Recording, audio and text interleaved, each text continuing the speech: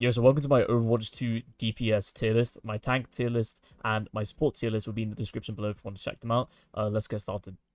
So Ashe, I think, goes in 8. I think all of the hit scans in this game are really good. I think Ashe in particular benefits from 5v5 because her dynamite is stronger, there's less players for it to split over, and the area effect damage really causes chaos, and the fact that it has such a low cooldown is just really good damage output, and it constantly keeps people on their feet. It forces supports to have to switch the resources. She also has really good mobility in her coach gun, and Bob is just an insane ultimate. It's an entire other player, and with one less player on the field, having the ability to give yourself a 6th player is just insane, and I think that ultimate alone makes her A tier. She's much better than Cassidy as well because she has more constant damage, and her coach gun gives her more mobility. So Bastion goes straight into D tier, and I don't think this is a surprise for many people. He got removed in rank for the bug that made him be able to spam his ultimate over and over and over again, and he was still absolute dog shit. So I think that really gives you a picture of how he's playing right now. I think they need to tweak him entirely. He has no damage reduction in his turret form. He just doesn't really do much. His grenade isn't really that useful. He can be annoying to play against, but he doesn't really hold a spot in the meta, especially with how it's shaping, with it being kind of mixed between Dive and Zarya, like, just being insanely strong right now. So I don't really think he's good at all.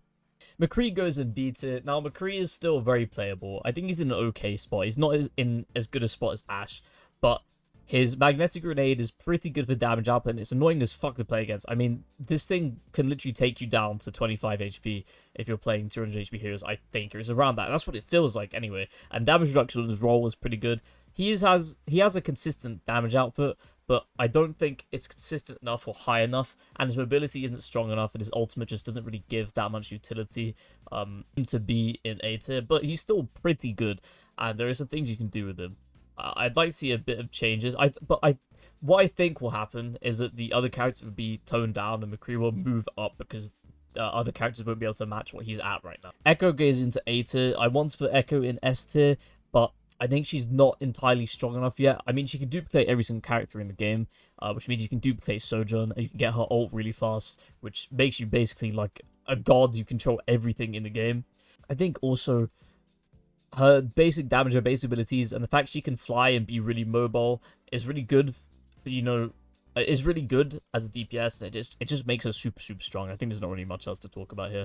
I think she's in a really good spot. Okay, the character everyone's talking about right now, this is kind of controversial. I'm actually putting Genji in A tier, but at the top of the A tier.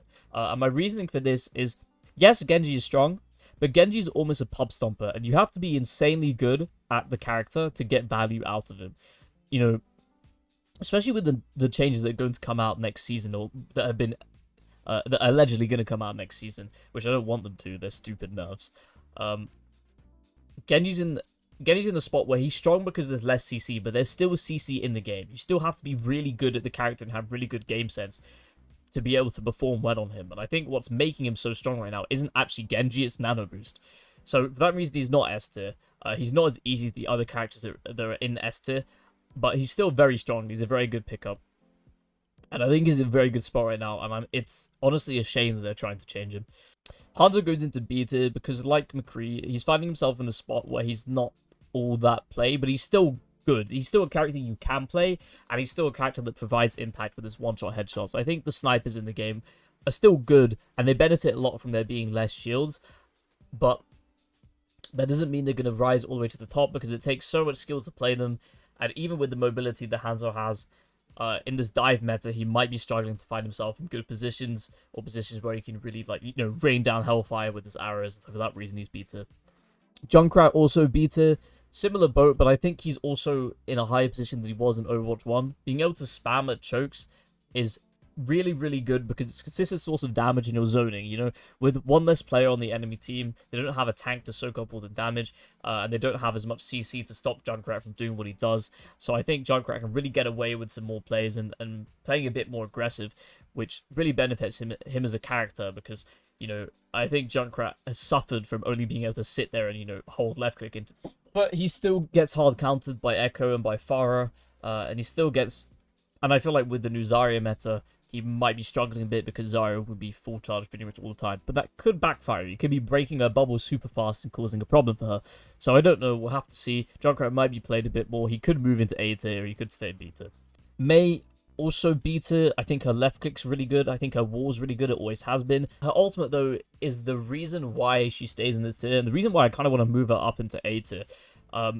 It's hard CC, and no other DPS has that hard CC that Mei has. In an aspect, she kind of matches tanks on that front, and that makes her really, really strong, especially with the self-sustaining and her healing and the ability to cut fights with her wall.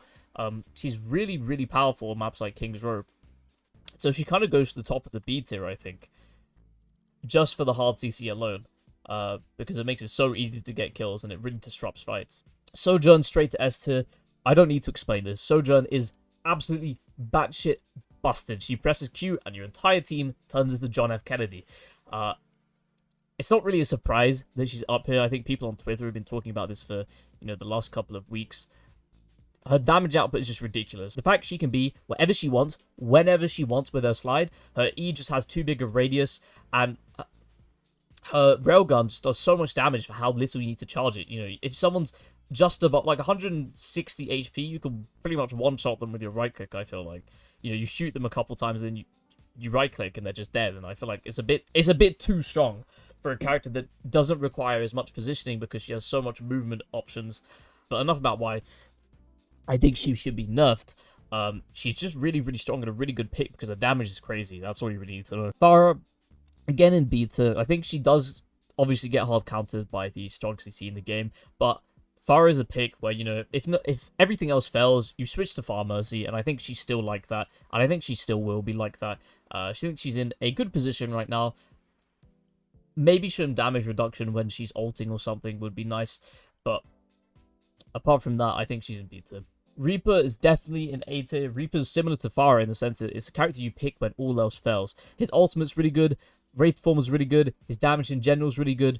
Maybe he suffers from there being no shields because he can't abuse the fact that he can just walk behind them and get out, but he also kind of benefits from the fact there's only one more tank, so there's no other tank to mark Reaper. There's no Roadhog, there's no D.Va to sit there and kind of stop him from doing his thing.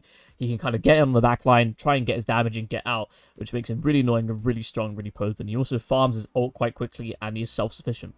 Soldier, I want to put an A tier just because he's really easy to play, he's really fun to play, and he has a lot of self-sustain and a lot of constant damage. It's something the Creed doesn't have, right? Soldier doesn't have any downtime, basically. When he's reloading, his reloads are really fast, especially with the new DPS passive. He reloads incredibly fast, and it just means he's always shooting, he's always firing, something's always taking damage on the field, and his sprint allows him to reposition faster, to get away from dives. He's really good in the current meta because you can play him in a dive and you can play him out of a dive. He's long range, he's close range, he's whatever the fuck you want him to be. Tactical visor is really good now because there's no shields. You can use it as a zoning ult, and you can headshot through it as well. So if you're really, really talented, you can basically not miss a single shot with it. Sombra goes to the very top of S tier, and the reason for this is because she takes no particular skill to play, except knowledge of when to go in and when to get out, and you understand that after playing a single game of her, and she does way too much damage and has way too much utility. I like to think of Sombra not as a DPS, but as a support DPS, and the reason for that is because she doesn't necessarily have the most damage on the team, but she sure as hell has the most impact. By hacking a tank and dealing all the damage to the tank, or hacking a support and killing the support, you can get out. You might have 200 damage, and your Genji might have 3,000, but it doesn't matter because you've done more. You have higher impact. You're the one who's annoying them. You're the one who's disrupting their backline. And EMP is literally a game-changing ultimate, and it charges in like seconds. It's incredible how fast EMP charges. And not only that, she just basically never dies, which puts her at the top of the S tier for that reason alone, because she can get in, hack health packs, put her translocator down, go in this, hack someone, kill them, get out, and she just doesn't die. She lives forever, even when even when your team gets team wiped. Sombra is still alive, which is why she's S tier. Petra C tier, she has her place, kind of. I don't think it's a good place. I think, the only time you really see her played is on control maps, when you're teleporting out of spawn, or on Nepal or Lijiang Tower, when you play in the little rooms, the little control box that you put your turrets down. I think she's okay on those. She can be really annoying, but at the end of the day, switching to Pharah, switching to Echo kind of hard counters her. She's not really that good. I think Torbjorn is a bit slept on this patch. I don't know why he was taken out of ranked, but I think he's really good on payload maps, on defending on payload maps, especially with dive meta. You can kind of force them to have to take care of the turret, but he doesn't really do much else, and he kind of sits there and he doesn't really do much damage. If you can play him, and you're good at Torbjorn, he's still an okay pick, but I would much rather literally any of the other DPS on this list over him. And finally, Tracer. Now, this is kind of a wild card pick, right? Because we always think of Tracer as the glass cannon. Tracer's always good in every single meta except Goats. There has been a place for her in the meta because she's one of those characters like Genji that's high skill, and so she has to have high reward, right? But I think she's become... I think she's gone, but I think she's gone from being the glass cannon to just glass. And what I mean by that is she gets destroyed by basically anything in this game. In 5v5, I don't know what it is, but for some reason, she just doesn't have as much impact. And especially with the new support passive and support healing, you know, almost being scaled up because they have one less player to heal. It's really hard for Tracer to isolate those 1v1s, to take those 1v1s, because the supports will always have each other's backs. Support passive will always heal them to full HP, and because there's one less player, they're all kind of more grouped together and less split. They don't really go in pairs as you would in 6v6, because 6 divided by 3 is 2. So that kind of makes it hard for Tracer to get much value outside of zoning supports. If you play her with a Wrecking Ball, I could see her being really, really good because you can isolate those supports and get them while they're in the air, while they can't do anything with that hard CC. But I don't think she necessarily is as strong as she used to be, and for that reason she's in B2. So if you enjoy this tier list, my tank tier list and my support tier list will be linked in the description below. They might be on the end cards right here as well. Hope you enjoyed. Subscribe to the YouTube channel, follow me on socials. Thank you for watching.